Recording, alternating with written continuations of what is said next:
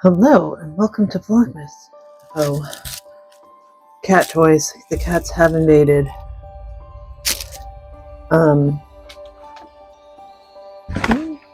think it's just one. Anyway,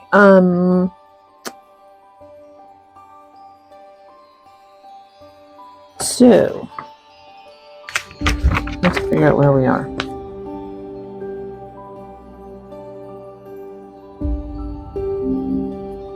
Here's where we are. Making windows. Today's video, when the idea was sort of floated to revisit all of my videos from the past, this was the one that I was like, oh yeah, this is the one I should do. And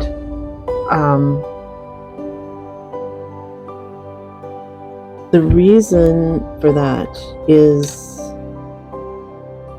I don't know. I mean, the video that I did was the video that was asked for, and I just feel like it wasn't that helpful.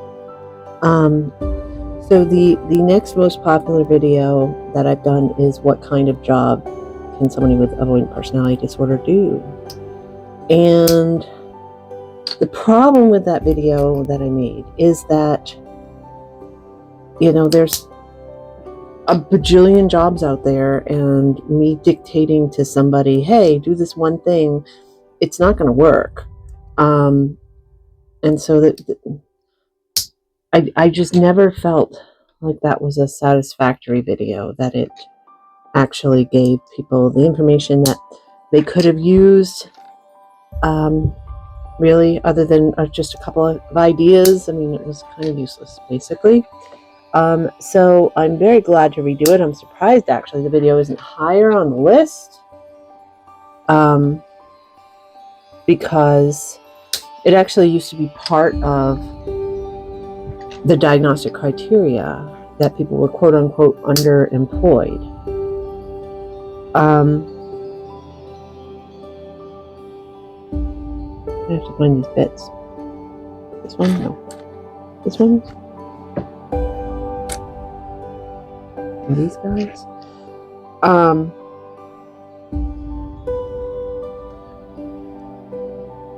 So rather than take it on and say, hey, these are the type of jobs that you could maybe do as an avoidant personality disorder person. That's a weird way of putting that. What I'm much more interested in doing is sort of giving you a plan on how to find and determine a job that could work for you. And I mean, this is, I've never actually been told this by a therapist. I'm like, how did I come up with this? I can tell you how I came up with this. My son is 23, and he actually is now gainfully employed, which was always sort of like, is that really going to happen? It did happen. But he had some major trial and error with it. Oh, there's supposed to be two of these. Because he just didn't know what he was looking for a job. Right? Yeah. And so I actually sat down and thought about it. What would my advice be to somebody who is looking for a job, who maybe has, because my son is autistic with ADHD, which is definitely not the same as avoidant personality disorder.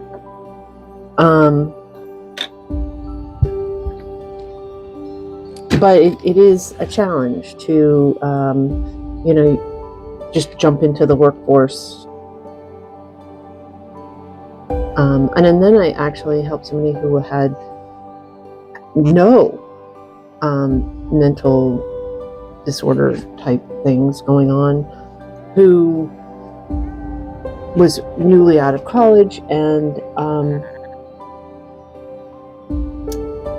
then she took the job, the first job that she was qualified for, and hated it, and was like, oh my God, what am I going to do here? And the advice was for her too. So I think this is solid advice, so I better get to it. Basically, if this takes work, I'm warning you, this is not just, oh, here it is, do it. Because it's individual based on everybody, and that's why I didn't like the video before, because I was trying to give generalized advice. Basically, start making lists. I know, gross.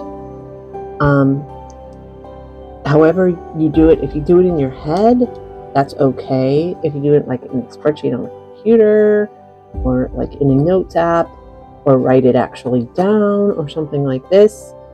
And even if you have, well, what you're looking for is like the top 2 or 3 things. That what you want to do is seriously look at any jobs that you've had in the past of any sort, including things you did at school. And I mean, you might want to be really flippant about it and say, the only thing I liked about school was lunch. Okay, guess what? Look into that. Really look into that. What was it about the lunch period that you liked? Was it because you were completely by yourself? Was it because you didn't have any responsibility at that time? Was it because you were in a more lit area? Was it you felt like you had more freedom? What is it? What was it about that specific thing that you liked? Like my son, one of the jobs that he had was Whole Foods. He was a cashier, and he hated it. He really hated it. Like he almost had a mental breakdown type. Hated it. And it was because it was too loud for him, and it was just never ending, and people were not really nice there, the customers, super demanding, but what he did like about it was the relationships he had with his coworkers. I'm like, okay, that is a start. That's what you want. You want to have a job with some, not super intimate, but some interactions with coworkers. Okay.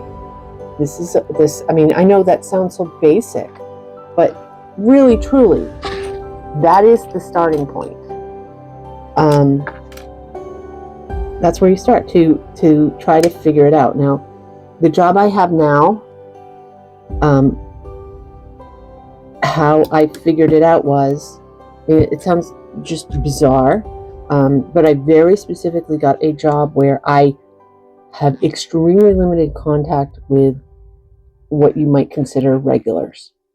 My job has a massive amount of turnover, and the interactions are usually very short, well under an hour, and usually under half an hour, and it's short and sweet and done and on to the next person. Now that could be like super, super draining to somebody else. Now again, I have the type of avoidance where going out with strangers, it's easier for me to handle than having people who are like family, or somebody that is going to come back to me and judge me and tell me all the things that I did wrong and blah, blah, blah over and over again. So for me, having that turnover where it's not a personal interaction is actually really good for me. And it's probably really bad for other people. And I totally get that.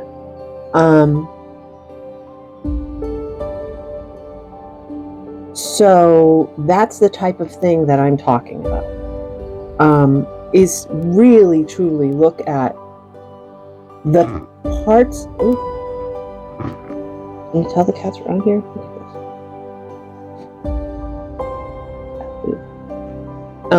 The parts of, and I don't have my rings on again, sorry. jumped in to do this.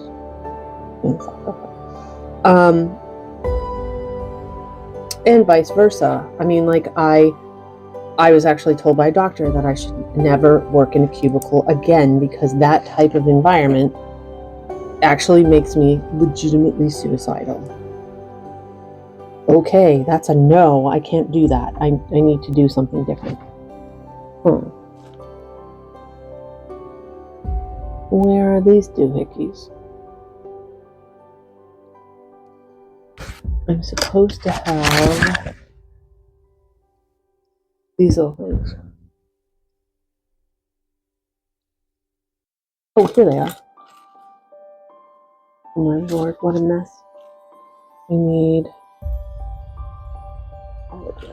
Anyway, and so literally I would come up with a running list, either just like think about it from time to time, or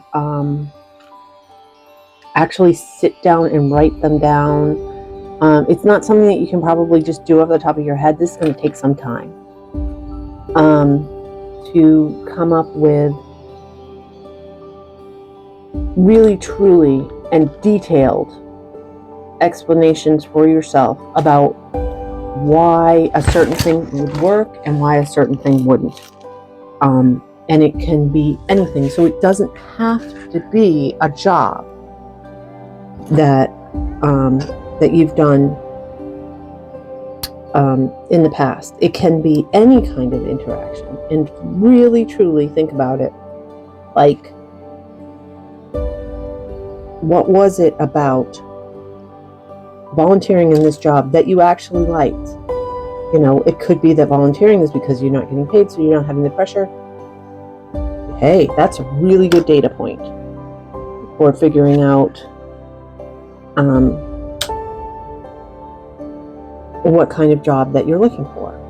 So, okay, so there you go. You've got this list of 2 or 3 things that are really important to you and 2 or 3 things that are really very, very bad. It's going to be a bad outcome if you have to deal with this stuff. All right? There you go. There. Now what do? Now you throw out all of the rule books about what type of job you're quote unquote supposed to be doing. Like I have 2 college degrees. I don't use them for my job basically at all. Well, basically, very limited amount of what I actually have my college degrees to do. Yes, you can. For actually the day-to-day, what I'm doing on my job, very, very little of my education is directly applicable to my job. And that is fine, because you know what? It is paying the bills and sending me on trips around the world. And what more could I want?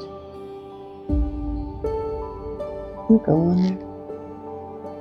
That's actually how that goes. It goes like... Okay. Turn it around, do the other way, it's easier.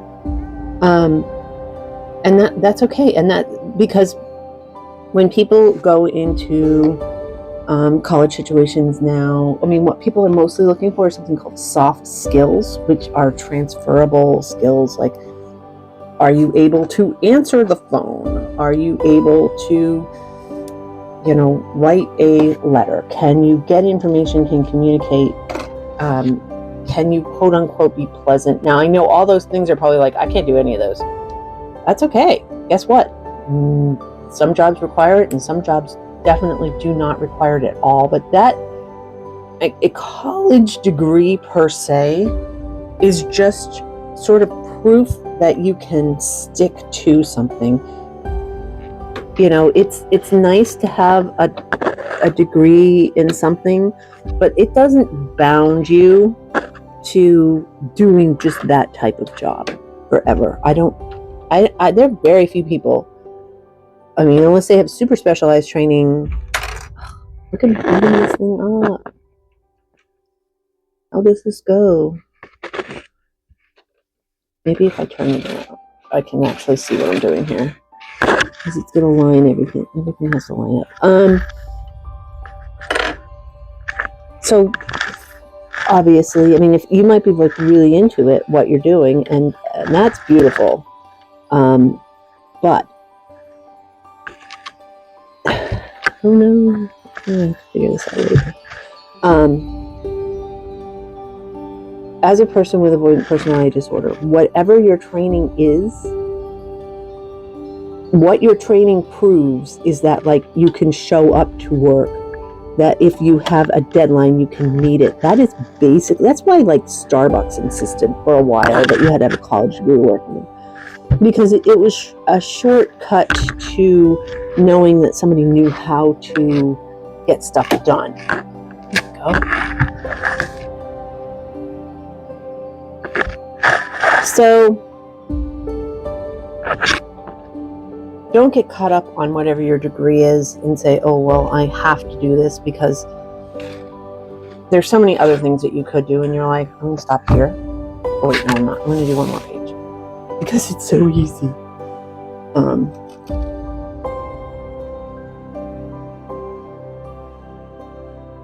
Literally.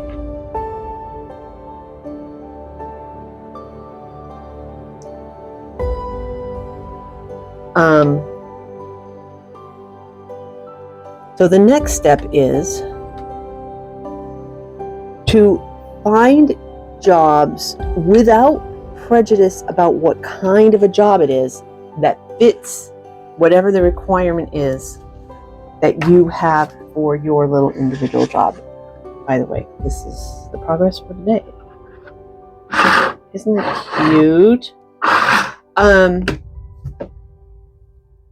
So you could do literally anything. I mean, you could do online sales. You could do online editing. You could do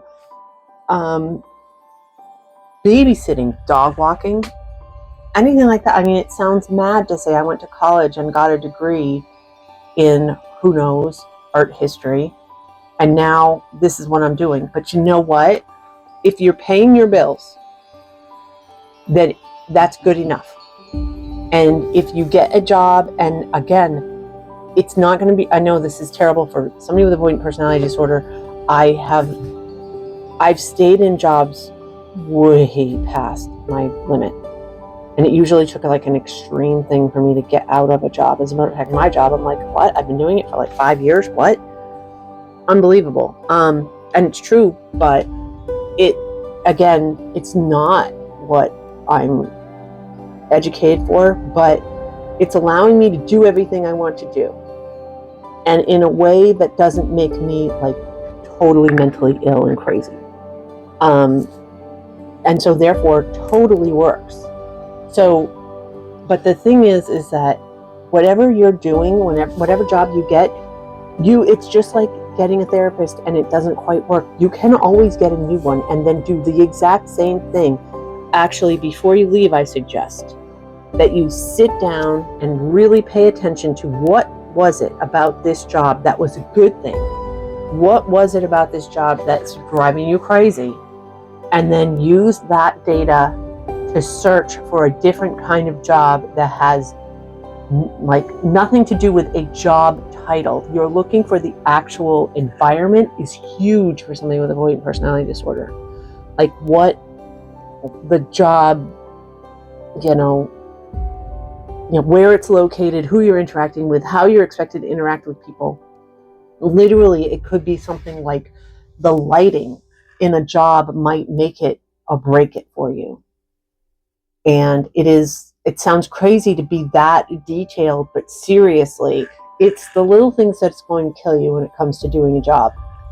So focus on the little things and find a job that doesn't, basically tweak every one of your annoyances. Regardless, it doesn't matter what the job is. It doesn't matter what the work is. It doesn't matter what the job title is. What matters is that you can do it and you're paying your bills and you can do the things when you're not working that you want to do. You know, again, I travel a ridiculous amount. That's a huge expense. I can do it because of, how I've focused my life as far as how I'm paying X bill and Y bill and which bill I'm choosing to take on.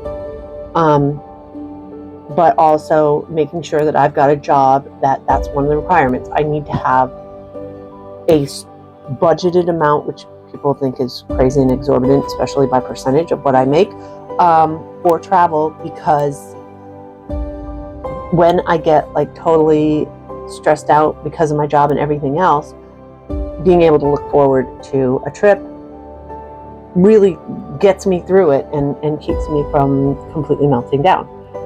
I hope that makes sense.